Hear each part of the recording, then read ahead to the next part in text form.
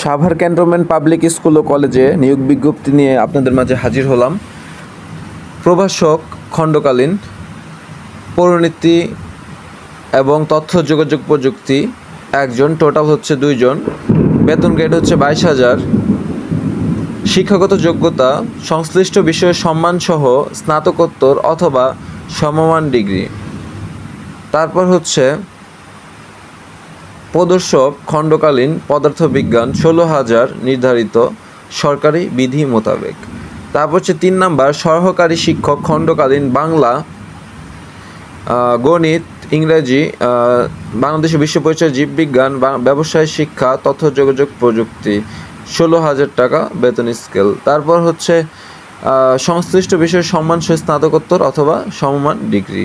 তারপর হচ্ছে সহকারী শিক্ষক, এটা হচ্ছে স্থায়ী, উপরে 3টা খণ্ডকালীন, প্রাথমিক শাখা মানে প্রাইমারি, এবং এটা হচ্ছে গ্রেড 13। এবং এখানে কিন্তু বেতন একটু কম হইলেও এখানে কিন্তু স্থায়ী পদ পাচ্ছেন। এটা হচ্ছে আপনার শিক্ষাগত যোগ্যতা লাগবে।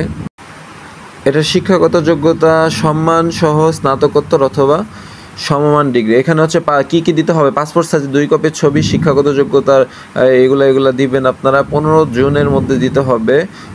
এবং এইখানে Savar cantonment public school college, Sonali bank Savar যে শাখাটা আছে, সাভার ক্যান্টনমেন্ট শাখায় 1 পদের জন্য 300 টাকা, 2 ও 3 পদের জন্য 250 টাকা, এবং 4 নং পদের জন্য 300 টাকা ব্যাংক ড্রাফট করতে হবে। এবং এখানে হচ্ছে আপনার কোনো শিক্ষা জীবনের কোনো স্তরে 3য় শ্রেণী গ্রহণযোগ্য হবে না।